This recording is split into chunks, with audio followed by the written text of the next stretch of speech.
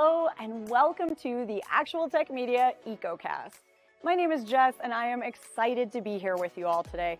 But before we jump into our content, I have some basic information that I want to cover with you. All right, let's kick off our day here today by taking a quick tour of your audience console. And we're going to start with the questions window. So if you haven't already said hi, there is a whole audience of cool humans out there, so reach out and give a wave to the other members of the Actual Tech Media community. Now, keep in mind that if you do have any technical issues today, a browser refresh is going to fix just about anything. But if those tech gremlins are clinging on today, no problem. Just throw a comment in the question section and our crew will be there to help. We also want this to be an informative webinar for you, so throughout today's EcoCast, we hope you'll get engaged and ask all your burning questions. Not only will we have team members responding to you over a live chat, we will also have a dedicated Q&A session at the end of our presentations. Now, if we don't get to your question during the live webinar today, don't worry, because the awesome experts that we have here with us will be following up after we wrap. All right, next up, there's going to be lots of cool aha moments on the EcoCast today. And if you want to share those with your community, we've made it nice and easy for you. You can use the Twitter button right there in your audience console, and the hashtag for today's EcoCast will be automatically added to your post. All right, our last stop on this guided tour, be sure to check out the handouts tab for some awesome resources and takeaways from our speakers here today. We have an info pack collection, solution briefs, white papers, data sheets, free trials, ebooks, upcoming webinars, and more. So many great resources, so be sure to go explore. Now, if that wasn't enough fun, we also have some exciting prizes that we'll be giving away throughout today's EcoCast. I'm going to tell you a bit more about those later on, but a few quick reminders for you all. First, you do need to be here live in attendance at the EcoCast in order to qualify to win a prize, and we will follow up with all of you after we wrap. Now, all winners must submit an IRS Form W-9 to Actual Tech Media, and all winners must meet the Actual Tech Media prize terms and conditions. Now, if you don't know what those full T's and C's are, that's fine. We've got the full thing for you. Just head on over to that handouts tab, click in, scroll down to the bottom, and you'll find them waiting for you there. Now, the absolute most important thing to remember is that we love getting all your insightful questions during these live webinars. In fact, we love it so much that we actually have a special additional prize for all you inquisitive folks out there. So in today's EcoCast, we will be giving away a prize for the best question asked in each of our live sessions. Now, the expert speakers and teams will review all questions asked after we wrap the webinar, which means that even if your question does not get read out in a live session, there is still a chance to win. If you are a lucky winner here today and you would like to donate the value of your prize, we have several wonderful organizations that we partner with. So let us know when we follow up about your big win, and we'll get that rolling for you. Again, we are so happy to have you all here with us live at the EcoCast today, and we want to keep that good feeling going, so let's connect on social media. Reach out and connect with Actual Tech Media on Twitter and on LinkedIn. We have lots of great content, and we always want to hear from you. Now, if you're looking for more awesome content and resources right after we wrap the EcoCast today, be sure to subscribe to the Actual Tech Media channel on YouTube. Another fun way to win a prize and, hey, grow this awesome community is to refer an industry friend or a coworker to the Actual Tech Media webinar series. Now, you'll find a link to do that right in your handouts tab, and you will also be automatically redirected at the end of the webinar. And both you and your coworker or friend could win a prize, and we hold those drawings every month. So be sure to refer a friend because, it could quite literally be a win-win situation. Next, we have a cool opportunity for all the decision makers out there to get connected with new and emerging tech and innovative vendors. Here's how it works. All you need to do is click on the link in your handouts tab, fill out a quick application, and the Actual Tech crew will then match you with some vendors that we think you should probably be chatting with based on your needs. There will also be fun opportunities that you get to choose to join in, like surveys, test runs, new solutions, extended demos, and so on. You'll get some chances to win extra prizes, you'll chat with great people, and you'll learn about the hottest new trends in tech. So be sure to apply, or hey, send that link to a decision maker on your team. Now, I want to take a quick minute here to remind you all about one of my favorite resources, and that is ransomware.org. You can find out everything you need to know about ransomware, how to prepare, prevent, and recover. This site is jam-packed with information, helpful tips, checklists, strategic approaches, case studies, everything you need in one place. So wherever you are in your ransomware preparedness journey, there is something for you at ransomware.org. Go check it out and start exploring. All right, I have one more exciting resource I have to tell you about today, and that is the Gorilla Guide Book Club. It's going to give you access to free enterprise IT books authored by top industry experts, so you can stay up to date on trending enterprise technology. And yes, these books will work on your Kindle, your mobile device, and as I said, they are completely free. You can download these awesome resources at gorilla.guide, and there's a link for you in that handouts tab as well. All right, well, we have covered a lot of important things already, and I don't know about you all, but I am excited to dive in. So let's get going. Definitely lots of great stuff ahead of us today because we are talking about best practices for hardening your on-prem infrastructure. Well, this is going to be such a fun conversation. And I want to say, I see all of the wonderful highs and hellos coming in. Hey, Jeff. Hey, Mercy. Hey, Paul. Hey, Aaron. I saw you, Gilbert. I saw we've got Jordan here. We've got Richard. We've got way more of you here than I could possibly say hi to, but I am so excited that you are all with us today on this lovely morning, afternoon, evening, wherever you're joining us from in the world. And thank you for taking time to come talk to us about hardening on-prem infrastructure. I am very excited to get into this conversation with you all today because I do think that securing our on-prem infrastructure requires that proactive thinking, right? The planning ahead, thinking strategically. And these are some of my favorite conversations to have. Today, we're going to sit down with top experts from Cisco App Dynamics to discuss how you can identify vulnerabilities before they can be exploited, how you can monitor, detect, and respond quickly to potential threats, and gain a comprehensive understanding of how you can implement that robust security strategy that you're dreaming of for your organization. We've got lots to get through today. We're going to have a really fun conversation. I can't wait to get started. So I'm just going to zip through a few more important points, starting out with, again, that's me. I'm Jess Steinbach. We've got another couple of wonderful moderators here with us today on live chat. That's Keith Ward and Scott Becker, and Mackenzie Puddesy is in the wings with our keynote speaker. So that is coming at you very quickly here. But before we get into our keynote, I do want to remind you all that we do have three $300 Amazon gift cards that we will be giving away at the end of our EcoCast today. So stay tuned for that. Now, you do need to be here in live attendance in order to win one of those prizes. Probably need to be a little bit lucky too. That always helps. The full T's and C's are listed for you in that handouts tab if you want to take a look. Being lucky is not listed in the T's and C's. That's just my recommendation for you. Whenever possible, always be lucky, right? All right, well, let's get into our keynote because we have a real treat in store for you. Now, my fellow moderator, the one and only Mackenzie Puddesy, is, as I said, in the wings, waiting with Larry Seltzer, security researcher and excellent presenter, here with us to kick off the EcoCast. Mackenzie, I'm going to hand things on over to you. Take it away. All right, Larry, I'm so excited to have you here today. Welcome.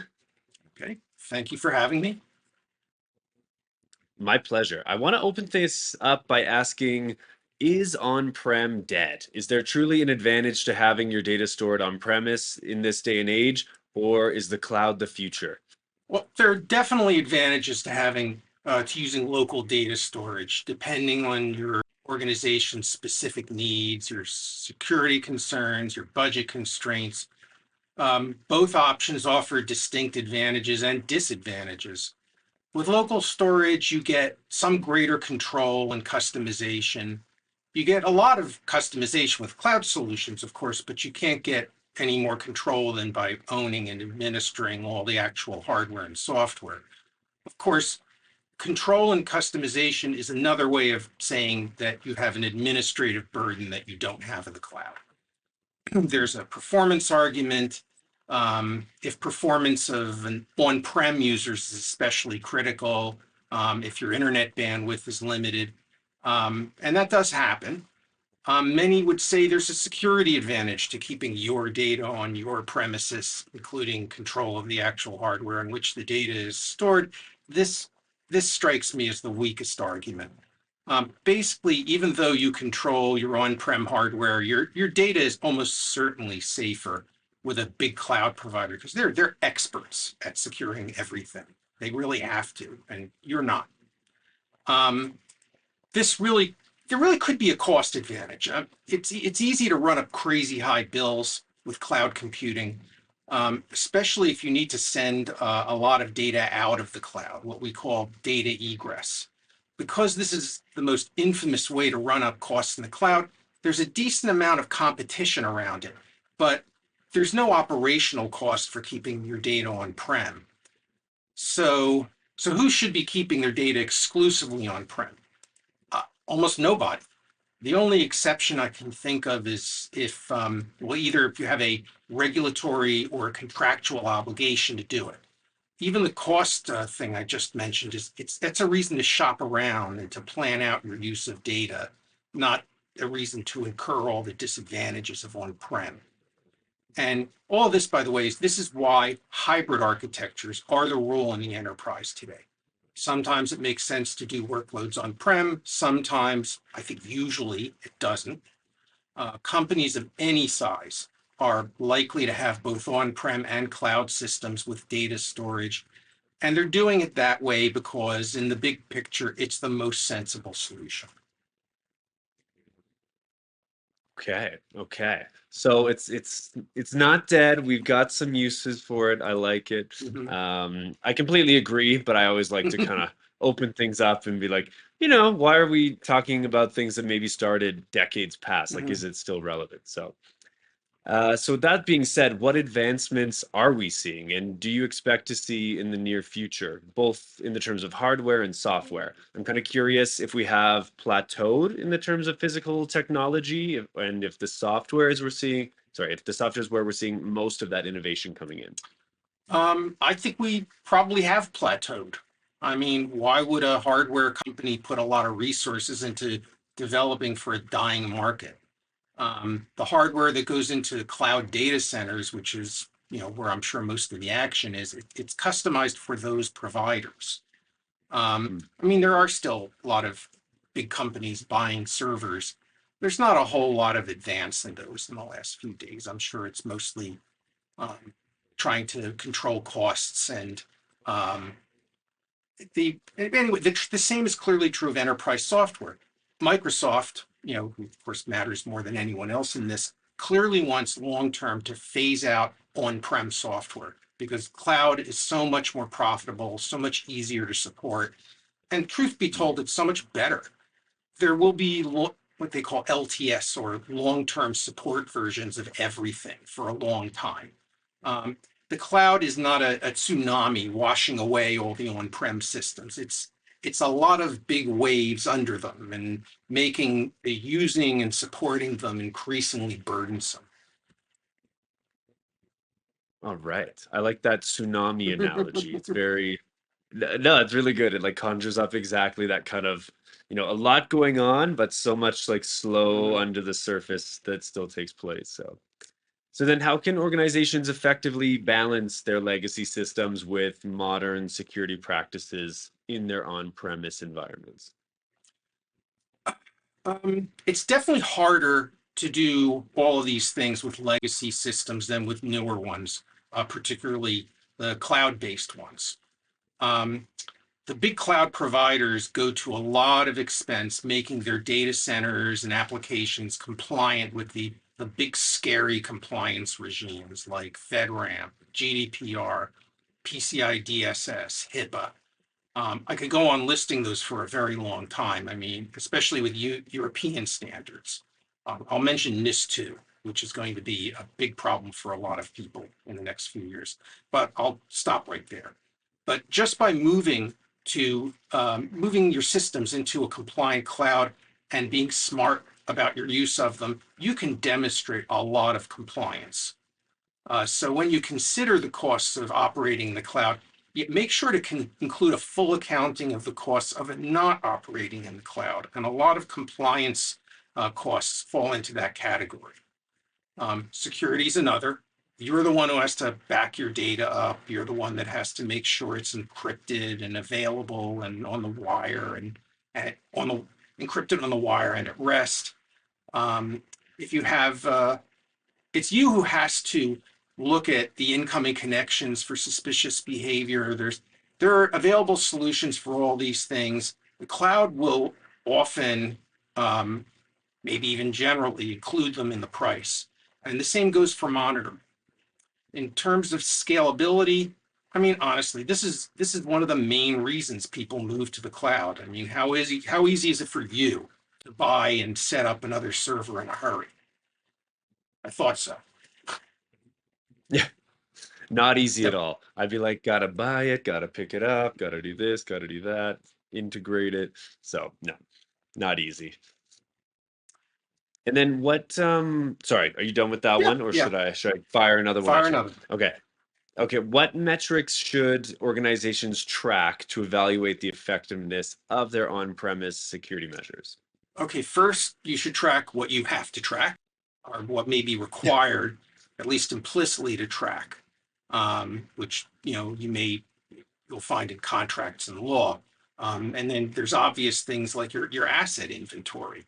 Um, Hmm. and More generally, I think we all know what IT security best practices are. You should track your compliance with them. Are all your operating systems and applications running the most current versions, at least for security updates? Keep track of that. Um, are you keeping track of vulnerability assessments on your systems? It's worth knowing that for responding to incidents. And speaking of incidents, you should be tracking your incident response time and running tabletop exercises to address any deficiencies in your incident response. Here's another one that gets insufficient attention, I'm sure. Access control metrics. You should measure the number of unauthorized access attempts, failed login attempts, account lockouts. These numbers can reveal potential security breaches or attempted breaches, or just areas where access control needs improvement. Excellent. And then, so we've kind of talked about metrics, but what would be the best practices? What best practices should organizations implement for their ongoing monitoring of their on-prem infrastructure? And with cloud, with hybrid, has this changed recently? You need to have a holistic approach and monitor everything: servers, databases, networking equipment, applications, everything, rather than just particular components. To do this, you'll have to deploy monitoring agents across the entire production environment to get a comprehensive view of infrastructure, health, and performance. It's not really all that recent, but because there's so much that goes on in it, you need to automate monitoring with systems that escalate what needs to be escalated, and don't just bury what isn't escalated. The main goal of all that is to improve your mean time to resolution and get full end-to-end visibility of all that.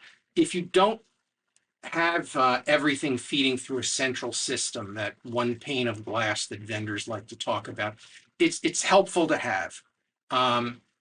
So you can also often use them to create custom dashboards that are tailored to specific roles and requirements. And this is a good way to get information to the people who need it most promptly. Whether you're getting the outside kind or not, you should do regular security audits of your own systems and run penetration tests to find weaknesses in them, and feed this information into plans for future security initiatives. A lot of this relates to the same factors for cloud infrastructure, so you should try to monitor as much as you can the same for both. And this helps you get not just a bigger sense of security for the company as a whole, but it also allows you to compare your cloud versus on-prem results. Awesome. Well, I think a lot of those best practices are hopefully being in use, but if not, we'll definitely be shedding some light on those today in the EcoCast. And I think with that, I'm going to say thank you so much, Larry. I appreciate you being here. Hey, it's great. It's always good to be here. Wow. Great to have you. Thanks so much. And thank you, everyone. Have a great EcoCast. Well, thank you, Mackenzie and Larry. We absolutely will, and you've definitely started us out on a wonderful note. Now we have a question for all of you, sorry, I'm just going to pause very quickly, Lionel, because that's a great question. Lionel was asking if the recordings for all of this are going to be available after the fact. Absolutely. So we will get you an on-demand version of this EcoCast, so you can rewatch all of the good times that we've already had and all the good times coming your way, because there's a lot of great stuff in store. And I know you guys are going to want to go back and rewatch some of this. So great question, Lionel. Keep those questions coming. Another question for all of you. We're wondering about the timelines. What is your timeline for making changes? Do you need to make something in the very, very near and immediate future? Or are you thinking a little bit further out? So whatever the answer is, just make sure that you're letting us know. Again, this helps us get you the content that's going to be helpful. You know, if you're looking for those more immediate changes, we want to make sure that we're hitting you with stuff that you can implement right away. If you're thinking more research, we want to hit you with more of that high level and strategic thinking. So let us know kind of where you're at, and that'll help us keep getting you the content you need when you need it. All right, I'm going to move things right along though, because it is time for us to kick off the EcoCast, and I could not be more excited to introduce you to our incredible expert presenters. We have a dynamic duo here with us, and they have a lot of great stuff in store for us, including a super cool demo that we're going to get into in a little bit. And we've got some live Q&A, a whole lot to do. To lead us through all this fun, we have Dave Hickman, Director of Product Marketing, and Aaron M. Schiffman, Product Marketing Manager, both at Cisco App Dynamics. Dave, we're going to hand things over to you to kind of kick things off, and then we'll bring Aaron on out for a demo. Take it away, Dave. All right, thanks. Appreciate the introduction, Jess, and I'm excited to be here to share some pretty interesting ideas with the crowd. Today, we want to look at application security from an application point of view, adding critical context to not just finding vulnerable libraries, but understanding where they are and how they impact your organization and how you should prioritize and go about it with something we call business risk observability. So I'm very pleased to have my partner Aaron on the line to do a great demo for you guys. So I probably don't have to hammer this home too much, but application security is a huge problem with companies these days. And as applications become more modernized and more distributed, that increases the attack surface, making us more and more vulnerable every day. And at the same time, as a result, that's leading to an explosion of threats as people are able to much more quickly take advantage of vulnerabilities and exploit them. And as a result, we're finding it's taking a long time to be able to even detect these breaches and the impact of them, and a long time to be able to address them. And as a result, the costs are pretty significant. The average cost of a data breach is in multi-millions of dollars, more than, most companies have experienced more than one data breach in the last couple of years. And the average time, believe it or not, I was surprised when I saw this too, it could take up to 277 days to even realize that your data has been breached. And that's something that's just not acceptable anymore. And I think a lot of that has to do with the fact that people use siloed tools in order to monitor the security of their applications. With siloed tools, it makes it harder to locate security issues within the application context. It makes it harder to prioritize based on what's the most important thing for me to address right now. And it also makes it hard to be reactive or to be proactive to prevent security breaches from occurring in the first place. So we think that there's a new approach needed with application security. I'm with Cisco App Dynamics. We are an APM vendor, and what we've done is we've integrated application security into that APM framework because we think it's important, it's critical to have that context so that you can correlate the risks that you find with the potential business impact, prioritize those vulnerability fixes, and take that full stack approach to security rather than, oh, that's not my job, that's a different department, I'm not worried about it. Really, data security and application security is everybody's challenge. So we are pretty unique in the marketplace today by being one of the largest security vendors in the world, as well as one of the predominant observability vendors in the world. We're able to bring something unique to market, wherein we can leverage what we call runtime application security that provides critical application context and business context to help your security people and your IT ops people respond quickly to any threats. We can give you some predictive threat assessments so you can watch threats as they're mere warnings until they accelerate to critical, giving you, again, an idea of which ones to focus on most. We give you the tools to not only detect vulnerabilities and attacks, but also proactively protect against vulnerabilities and attacks. And we'll show you more about that here in a second. One of the things that have really set Cisco App Dynamics apart is this concept of business risk observability, because we know that it's challenging when somebody just gives you a spreadsheet and says, here's 800 vulnerable libraries that we found somewhere on your servers. You guys go figure out how to fix it. Not telling you where, what applications it impacts, what business transactions impacts, how it might affect your customers. We're able to use our APM technology to map these vulnerabilities and attacks to not only the individual applications, but something that we call the business transaction. So we'll take a number of different processes and steps and bundle them together into something that you would recognize as business relevant. For instance, these 20 things make up your login. These are your authentication business transaction. This is your add to cart, your complete payment, your checkout, those sort of things, so that you can really understand if I have a vulnerability against my, submit payment one, that probably has a greater potential to impact my customers and my business than, say, a vulnerability in terms of changing my profile picture. We're able to take that application context, that business context, and then we add additional vulnerability and security intelligence. So we're leveraging, eating our own dog food, if you will, by leveraging some of the Cisco security intelligence feeds that not only tell us, which vulnerabilities exist out there, but which ones are most likely to impact you. Are they currently being exploited now, or are they not being exploited now?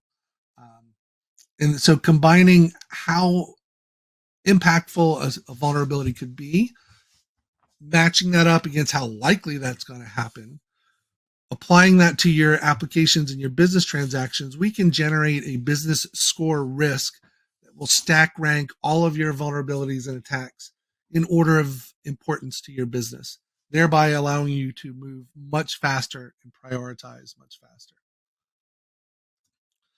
So one of the ways that we do this is by monitoring the applications themselves, something we have called runtime visibility, because we use agents that can inject code into the application so that we can see what's actually being executed in real time within the application. We have a level of visibility that's tough to match if you were trying to look at what's happening to your application from outside. We can not only see what's happening on the inside, but we also can control the behavior of your application. We'll talk about that here in a minute. But having that already built into our APM, certainly for all of our observability customers, it's already instrumented. We only need to turn on this service in order to provide this additional intelligence to locate vulnerabilities within your code. And then, as I mentioned, we will help you prioritize this by business impact, taking all these factors into account, giving it a risk score, allowing you to stack rank those, allows you to easily see which one of these 180 vulnerabilities should I attack first, which one has the greatest potential to impact my business, so that I don't have to spend weeks trying to figure that out before I can act. We can instantly give you an idea of where to prioritize your decisions. You're going to see this within the demo itself. This is, again, something we'll refer to as business risk observability. Even further, in terms of helping you act faster, it's not only finding a vulnerability, tracking, how critical that vulnerability is over time. We will even give you detailed research into the vulnerabilities that we find and recommend top remediations to be able to resolve these vulnerabilities. All so that you don't have to do a ton of research before you can jump right in and start acting on the insights that we're providing you. And we're one of the few observability vendors that can not only detect an application or a vulnerability, but we can protect against it too. So we use something called policies that you can set up in advance to be proactive in terms of deterring breaches. We can do some vulnerability patching in real time to buy you some time until you can actually resolve the vulnerability within the code. And again, we're able to do this because we're a runtime solution. We're able to somewhat control the application from the inside using our agent technology, as opposed to merely being a spectator on the outside and raising an alarm, but not being able to do anything about that. So that's something that everybody should consider. It's not just important to be able to find a vulnerability, but how do you react to that proactively in real time? So that gives you a lot of context in terms of some of the key differentiators and values that we have to offer. I'm going to turn it over now to my colleague, Aaron, who's going to show you this in practice so you can get an idea of what it feels like in real life. Aaron? All right, thanks, Dave. All right, so Cisco App Dynamics, welcome to Cisco Secure Application, where we're going to be helping you build resiliency into your applications. We're going to help you locate security issues with application context, prioritize response to those incidences by business impact, and prevent breaches with RASP. What we're looking at is an App Dynamics flow map where you're looking at an end-to-end overview of the entire application, all the interdependencies, and those application and the application health. For example, security health, over here we see that we have a business risk score of 860. That's not good. We're breaking things down by vulnerabilities in real time, as well as attacks over the last hour. App Dynamics also provides a list of business transactions. Now, as Dave mentioned, business transactions are essentially the actions your business takes to perform whatever it needs to do in order for you to do business. For example, we're looking at the checkout business transaction, where the health looks okay, but the business risk is at 920. That's critical. So we need to investigate that. So let's find out. So what we're looking at is now a Cisco Secure Application page that's been pre-filtered for this particular checkout business transaction. Now, this risk score of 920, which is considered critical, is factoring in 6 complementary security feeds. For example, we bring in the Kenna score, which is vulnerabilities with high exploitation risk. Anything above 60 is going to be a red dot here, which basically means these are the real-time events, the things that have occurred actually in the wild. For example, an active exploitation or an active breach, or there's a popularity as a target. It's the likelihood of your organization having an exploitation. Threat activity, or the events that match a known attack type. We're also bringing in insights from Panoptica findings to look at and monitor third-party API calls to those external sources, as well as taking into consideration important business transactions. As mentioned, checkout is an important business transaction. Our customers need to buy whatever they're needing to buy in this e-commerce application, and that's how we're generating our revenue. So checkout is a very important business transaction for this organization, and that's something we need to take into consider while assessing the risk of this particular environment. What I like to also point out is over on the right-hand side, we see the top recommendation actions. It's going to help you reduce the most business risk across all your business transactions. We normally see those libraries just need to be upgraded. A simple upgrade, but how do you prioritize? We're helping you prioritize which libraries to upgrade first. A little house cleaning for you. We do get into a lot more details for you, the type of vulnerability, the corresponding CVE that corresponds to this particular vulnerability. We provide you a Kena score, whether the data has been reached or not by this exploit, a CVSS score, which library has been affected, the last time it was updated, etc. We also see attacks, those that have been exploited, blocked, or attempted. We see the attack type. For example, this is a SQL attack type, and we even provide the trigger that caused this attack to take place to help you remediate that. As I mentioned before, we do pull in Panoptica findings in this. We are healthy as far as this is concerned, but we do provide those insights for you if there is a concern. Now, I just want to make sure you understand that the CVSS score alone, which is composed of those national database, that information from the national database, the CVSS score alone doesn't really factor in how vulnerable your organization is. The Kena score does just that. It's going to show you, is there an active internet breach? Is it easily exploitable? Is it malware exploitable, etc.? It's going to give you a sense of how risky is this to your particular organization. This is a personal number for you and your organization. We do provide links to those CVE databases or the National Vulnerability Database, the NVD, but we provide all the details for you within this screen, all those fantastic details if you want to learn more about this particular vulnerability, as well as providing links to get more information. We do bring all your libraries under one view to give you a holistic overview of everything that's taken place, what libraries are vulnerable. We show you the highest Kena score, the CVS score, so you can sort, and we also provide remediation guidance.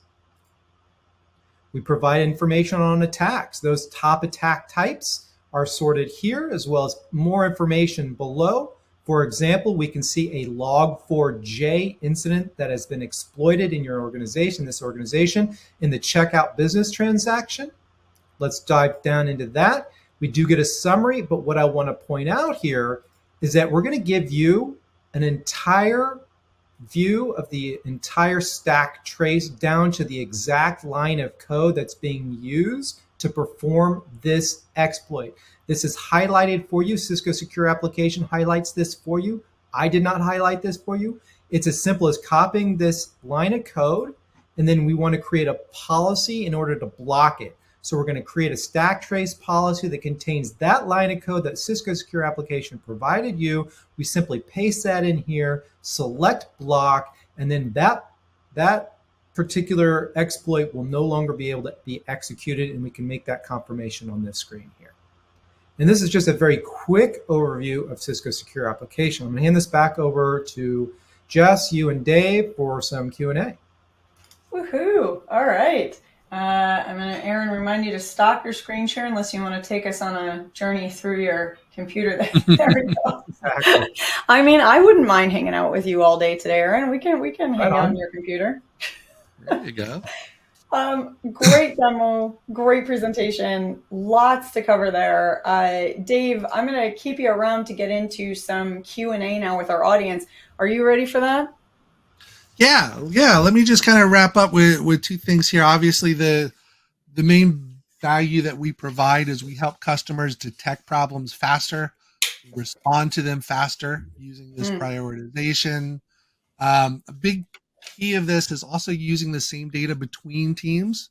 So instead of that's somebody else's job, application teams can collaborate with security teams to, again, address things faster and secure your deployment of your hybrid applications and ultimately help reduce your business risk through speed and uptime. I also want to thank Aaron for an awesome demo.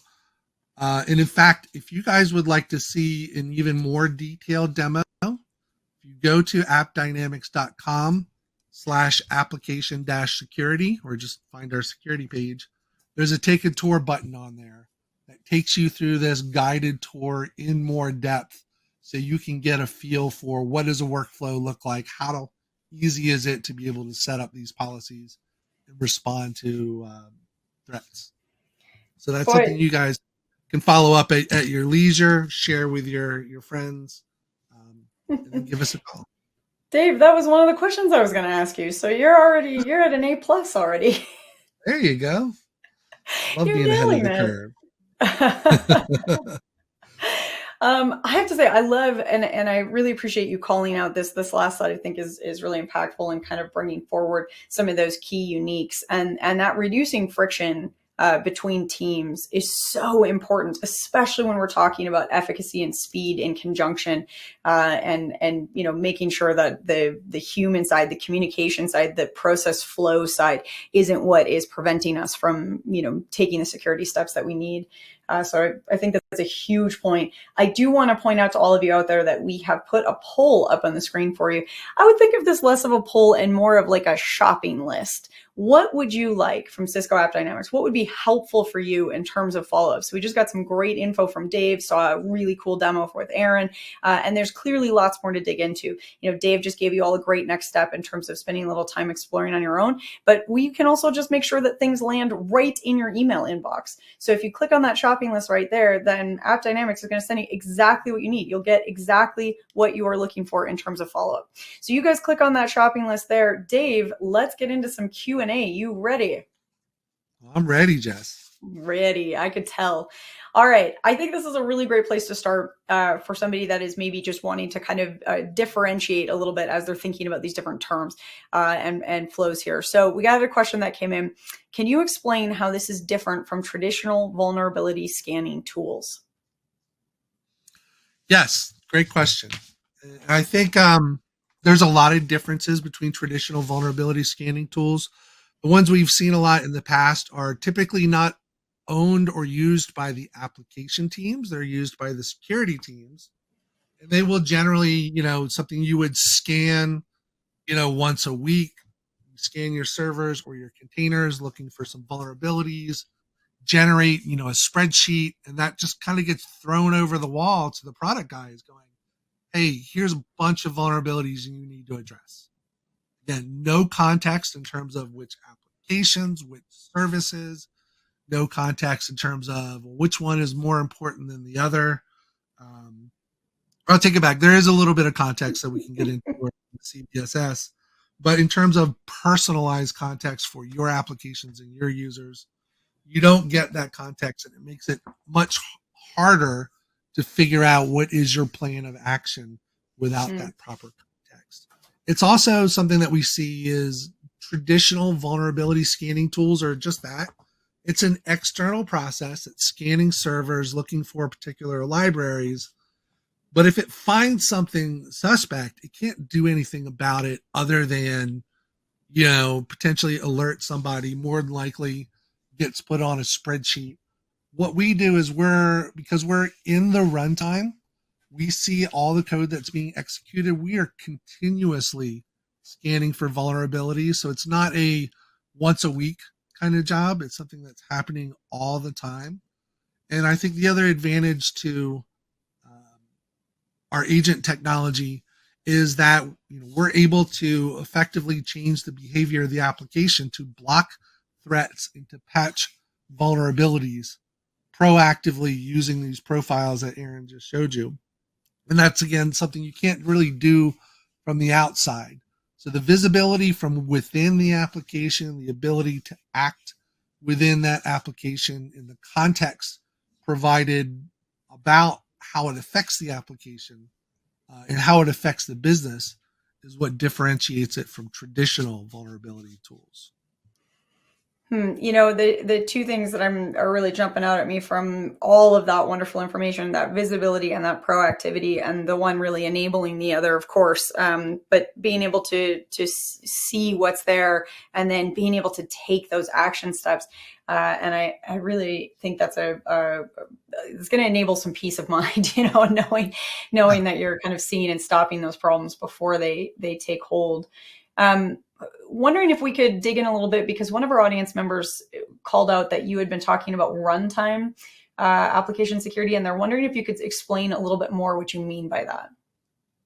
Yeah, so that's kind of what I was just talking about there. When you are monitoring an application with an agent, what the agent does is it automatically injects code into that application as it starts up. And that's typically, the code would say, send these metrics events here, send these logs there, give us this instrumentation, add this additional detail to the logs. But that's something that we could also use for the security to say, hey, we've detected a vulnerability. You should go ahead and prevent that library from talking to that particular database or something like that. So it's a little bit different.